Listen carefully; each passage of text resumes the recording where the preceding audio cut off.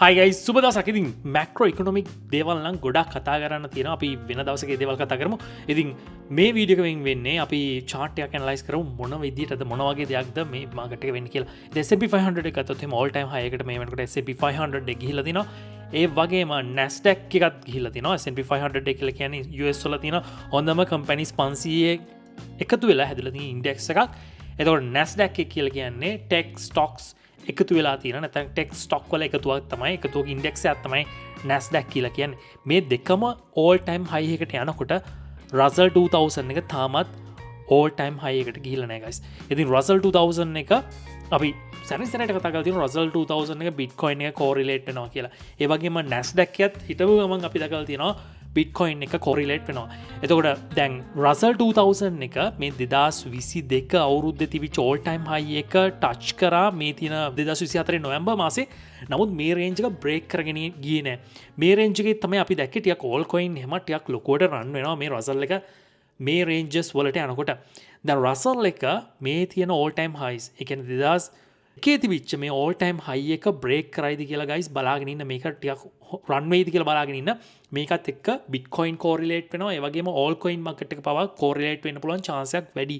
දැන් Russell 2000 එක කියලා කියන්නේ small caps. එහෙම නැත්නම් අර market එකේ තියෙන US stock market එකේ තියෙන පොඩි companies 2000ක stocks වල එකතුවක් තමයි ඉන්ඩෙක්ස් එකක් තමයි Russell 2000 එක කියලා කියන්නේ. Russell 2000 එකට සාමාන්‍යයෙන් money flow වෙන්නේ මේ තියෙන S&P 500 එකේ ඒ වගේම මේ තියෙන Nasdaq එකේ මේ වගේ indexes වලින් තමයි ලොකු companies වලින් තමයි මේ තියෙන small caps වලට නැත්නම් මේ තියෙන Russell 2000 එකට money flow වෙන්නේ. හරියට අර Bitcoin වල ඉඳන් all coin වලට money rotate කරනවා වගේ. ඉතින් ඉස්සරහ දවස්වල බලන් ඉන්න මේ තියෙන Russell 2000 එක මොන විදිහටද අප් වෙනවද නැද්ද කියලා. ඉතින් මේ තියෙන්නේ Russell 2000 එකත් ඒ වගේම Bitcoin එකත් එක්ක තියෙන correlation එක.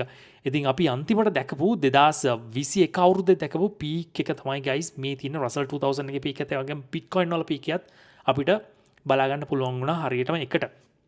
ඒ වගේම Russell 2000 එක all time high එකක් තිබ්බේ නෑ. නමුත් Bitcoin නම් මේ වෙනකොට අර 2021 අවුරුද්දේ තිබිච්ච all time high එක break කරලා up වෙලා තියෙනවා මේ තියෙන ranges වලනොත්. ඒ වගේම අපි 2024 දෙසැම්බර් මාසේ තිබිච්ච all time high එක break කරන level එකේ තමයි තියෙන්නේ. නමුත් ඒක හරියට break කරගෙන up උනේ නෑ Bitcoin වල.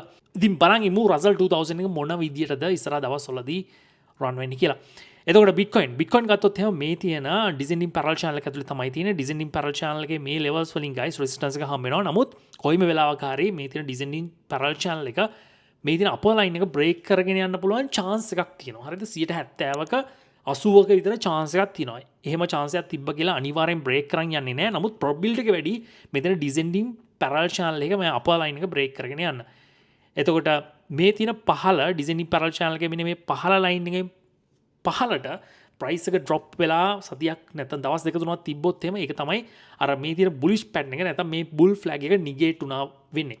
ඉතින් price එක මේ ranges වලට drop වුණත් ප්‍රශ්නයක් දකින්නේ නැහැ. මේ ranges hold කරන් ඉන්නක. දැන් අපි කතා කරා මෙන්න මේ fractal එක කීප දෙනෙක් මහල් තිබ්බ මේ fractal එක කොහෙන්ද ගත්තේ කියලා. මේ fractal එක ගත්තේ guys මෙන්න මේ තියෙන range එකේ තිබිච්ච consolidation එක තමයි මේ fractal එක අරගෙන තියෙන්නේ. ඉතින් මේ fractal එකට අනුව price එක I drop වෙලා මේ ranges වලින් support එක අරගෙන තමයි up වෙන්නේ. ඉතින් මෙහෙම දෙයක් වෙන්නත් පුළුවන්. අපිට 100ක් කියන්න බෑ මේ fractal එක දිගටම follow කරයි කියලා guys. මේ ටික හරියට follow කරාට සමහර වෙලාවට මේ වගේ දෙයක් වෙන්නත් බැරි කමක් නැහැ. මේ ranges වලින් ලොකු resistance level එකක් හම්බ වෙනවා නම් price එක සමහර විට යම් කිසි දුරකට back test කරලා price එක up වෙන්න පුළුවන් chance එක තියෙනවා. ඉතින් මේ තියෙන ඩොලර් 1,90,000 කියන range එක උඩින් price එක ටික දවසක් තිබ්බොත් එහෙම තමයි අපිට කියන්න පුළුවන් මේ range එකෙන් price එක break out වෙලා තියෙන price එක ගොඩක් වෙලාවට තවත් up වෙන්න පුළුවන් chance එකක් තියෙනවා කියලා.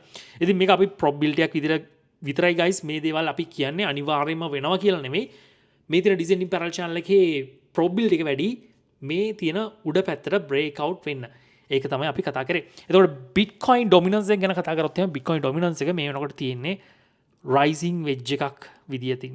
rising wedge එකක් කියලා කියන්නේ මේකේ තියෙන dominance එක break down වෙන්න පුළුවන් chance එක වැඩි. ඒ කියන්නේ break down වෙනවා කියලා කියන්නේ all coin හොඳට perform කරන්න පුළුවන් chance එක වැඩි කියලා. ඉතින් මේකත් probability එකක් විතරයි guys. අනිවාර්යෙන් මේක වෙනවා කියනවා නෙමෙයි. එතකොට දැන් 67 කියන range එකට Bitcoin ටික ටික යනවා කියලා පේනවා. මේ 67 කියන range එකෙන් තමයි guys ඊළඟ ලොකුම resistance level එක තියෙන්නේ. මෙන්න මේ තියෙන 600 පස්සේ ඊට පස්සේ මේ රේන්ජ් එකත් හදිසියවත් බ්‍රේක් කරගෙන ගියොත් එහෙම 71 72 රේන්ජස් වලින් තමයි ලොකුම රෙසිස්ටන්ස් ලෙවල් හම්බෙන්නේ. ඉතින් guys මේක තමයි ෂෝට් වීඩියෝ අප්ඩේට් එක.